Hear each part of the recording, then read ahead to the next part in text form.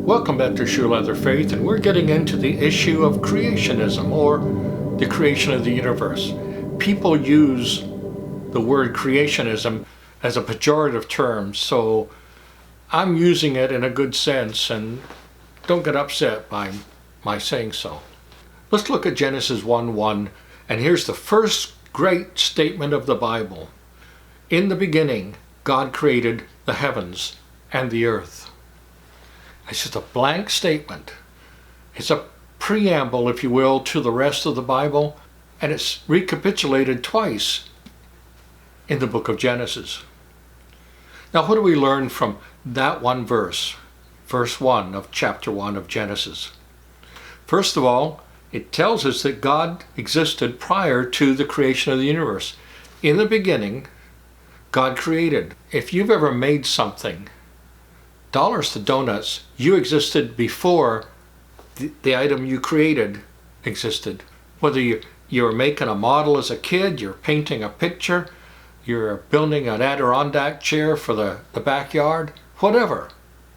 You existed before it did. And that's what God's saying. In the beginning, God created the heavens and the earth. So God existed prior to the creation of the universe, the heavens and the earth. And to be able to do that, God had to be greater than the heavens and the earth. If you look at Romans 1:20, you'll read, "For since the creation of the world, his invisible attributes have been clearly seen, being understood by the things which are made, even his eternal power and Godhead, so that they," unbelieving men and women, "so that they are without excuse." The person who does not believe in Jesus Christ has no excuse. What are those invisible attributes? One of them is his eternal power. In other words, God existed prior to anything he created. Well, that's obvious, isn't it? It's almost a tautology. Big fancy word. And he was powerful enough to create everything from nothing. So that's his eternal power. He existed before anything he created, and he was powerful enough to create it. The second thing it tells us is about his Godhead. In other words, God is outside of his creation. He's not part of it. So there's a few things we learn just in that one verse and in the related verse in Romans 1:20. In the beginning, God created the heavens and the earth. The theological term is Latin, and it goes like this. Actually, it goes exactly like this. Creatio ex nihilo. Creation out of nothing. So Moses has already laid the groundwork. Here's what we're going to deal with. In the beginning, God created the heavens and the earth. Then he recapitulates it in verse 2, and he explains what the earth was like. So in Genesis 1:2, it says, "The earth was without form and void, and darkness was on the face of the deep." Where does the deep come from? Well, that's the earth. "And the Spirit of God was hovering over the face of the waters." Now, I'll try and explain that in my own simple way over the next few weeks, but it involves poor old Albert Einstein and his two major theories of relativity: special relativity and general relativity. But we learn in verse 2 that creation it's material, but it's not in any form. It's unformed and it's disorganized. And we find out that light did not exist at that moment. And the planet Earth is the focus of this revelation of the creation. And if nothing else, that's what you learn from verse 2. We're learning about the entire creation of the universe, but we're saying it's really focused on Earth, this planet. This is the important place. This is where humanity is going to be created. This is where the fall is going to take place. This is where God is going to come and insert himself in time and redeem a people for himself. And this is the place where he died on the cross for our sins, was buried, rose again, and is coming again. It's to this planet. So even in just Genesis 1:2, the author, Moses, is focusing in on the fact that this is the important place. Not some other Andromeda galaxy or anything like that. Even though the universe is huge beyond real description, this is the important place. The perspective of all this is the planet Earth. We do know there was a thing called the deep, which is a Hebrew word that just usually encompasses vast bodies of water. And apparently, the planet Earth was strictly H2O at this moment, at the moment in which God called it into being. And then he spends the rest of the time forming it and populating it with plants, animals, and Adam and Eve. How far back did this go? Now we're going to deal with this a couple more times in this series, but how old is the Earth or the universe? A man named Bishop James Ussher actually became an archbishop, but at the time he was Bishop James Ussher, and he was born at the end of the 16th century in 1581.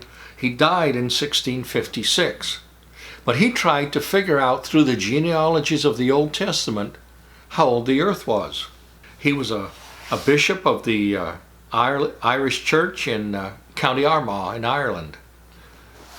And using these Old Testament genealogies, Bishop Ussher came up with the unlikely date and time of the creation. You ready? Ready to take this down? Of 6 p.m. on October 22nd, 4004 BC. How can you be that accurate? His failure was in assuming the genealogies were complete, which they were not. As a matter of fact, there's one man in the Old Testament genealogy in Matthew, a man named Canaan, who comes between Salah and Arphaxad. Canaan is not found in the Old Testament genealogy, so what are you going to do? It just shows that you cannot set the dates for some of the early events in the history of the world. Certainly not by using the genealogies of the Old Testament. These genealogies, sometimes it says, and so begot so-and-so. It could be the grandfather or the great-grandfather, because the Hebrew language allows it. If you have grandchildren, you can be the grandparent, but you can also say, you begat so-and-so, your grandchildren, because in one sense you did. Now, although I reject Bishop Ussher's dating of 4004 BC, I still hold to a young earth, but I cannot accept 4004 BC. It just doesn't work. The mathematics behind it, the genealogy behind it, fall apart when you start studying the Bible. There's no need, however, to accept an all-earth creation, since it is required only insofar as the evolutionary theory demands it. There is no necessity to accept Bishop Ussher's dating of the creation of the earth to be able to accept a young earth hypothesis. Is the earth 10,000 years old? I don't know. 10, 15,000, 20,000? I don't know. But I know it doesn't have to be millions or hundreds of thousands or billions, because that's what evolution says has to happen. The earth has to be billions of years old, at least 4, or 3.8 is probably the earliest. The existence of distant starlight from distant galaxies can be explained by the two theories of relativity posited by Einstein. In other words, you're seeing light from a star that left that star, say, 10 billion years ago, because it's been traveling for 10 billion light years. That doesn't matter. I'll explain to you how that can happen with time ticking along on planet Earth just the way it has been. And only a small amount of time has actually passed relative to this distant starlight. And I'll be covering that in a future video. Now in Genesis 1:3, it brings us to the creation week itself. Look at that. Then God said, now he's starting to talk. He said, let there be light, and there was light. Okay, on the first day of creation, he's starting to make light. It starts with the Bible saying, let there be. And by God's spoken word, everything that exists comes into being. A simple reading of the narrative makes the 6 days of creation occur in a contiguous 24-hour set of 6 days. Contiguous means it's one after the other. Now, as I said last week, there's about 3 major competing theories of the creation, and most of them, and the ones that are wrong, are simply there to accommodate an old earth and evolution. The first one is the gap theory. Now, what's the gap theory? Well, between Genesis 1:1 and Genesis 1:2, some people say there's a gap. Everything was created by God, and then between verse 1 and verse 2, everything was destroyed. And they have to speculate as to why it was destroyed. Well, that was when Satan fell, or that's when this happened or that happened. They have no clue as to what caused the gap. In other words, they're saying verse 1, the creation of verse 1, lasted for millions, billions of years, and then was completely destroyed. That allows the earth to have old-looking geology, rocks that look like they're 4 billion years old, and starlight that's come from 10 billion light years away. And that would have happened on day 1, and then on day 2, God recreated it all, but all that light's already in transit, all those rocks are already old, the dinosaurs have come and gone, all because somebody somewhere sinned. And they put it onto Satan for the most part. Now, this theory allows for the acceptance of an old creation model by evolutionary processes and an acceptance of a metaphorical reading of the Genesis account. In other words, it doesn't have to mean exactly what it's saying. It's no longer narrative. It's storytelling. Now I was listening to a YouTube video of a foolish rabbi, a Jewish rabbi, and he was talking about the metaphors, and he never once in all of Genesis 1 and 2, he never mentioned sin. He said this was a good thing, and God was being playful, and the serpent was being playful, and can't believe it. How foolish smart men can be. In 6 revelatory days, God revealed to Moses his creative acts. This also allows for an old earth creation and an evolutionary time frame for the creation. So, all of this is to accommodate the belief in evolution, and you don't have to do that. The third theory is the Deage Theory. In other words, each of the days is an age, an eon, if you will. Each of the 6 days of creation represents an age of unspecified millennia. Thousands, millions, billions of years, we don't know. This allows for evolutionary processes to make all the necessary changes to bring us through evolutionary forces alone to this stage of biological, geological, and astronomical development. It's the least believable of them all. For instance, on day 3, you've got fruit-bearing trees being created. But not until day 6 do you get pollinating insects to make things okay for those trees to survive. So for billions of years, these guys have been struggling without fruit to stay alive until something's created. In Genesis 2:4, we get to the first toledot.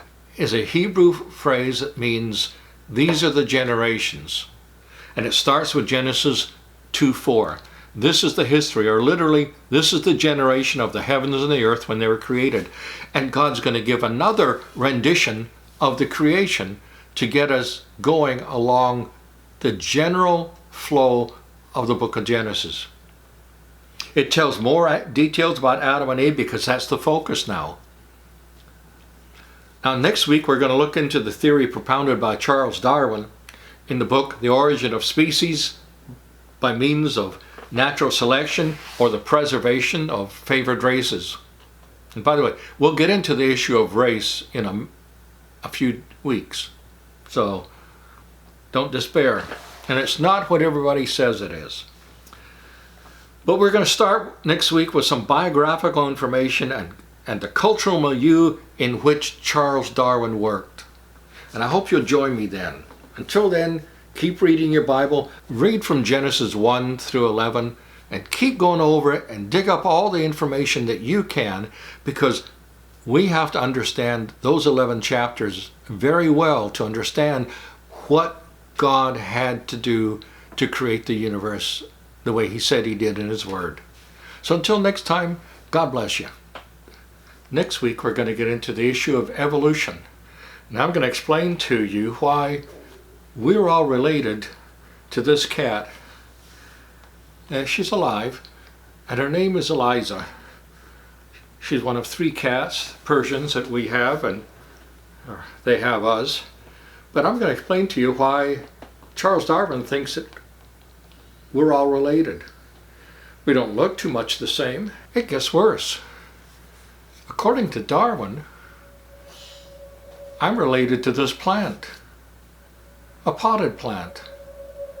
We have a bond. We evolved together. Next week we're going to start talking about why that plant and I, and that this plant and you are connected. So that's for next week.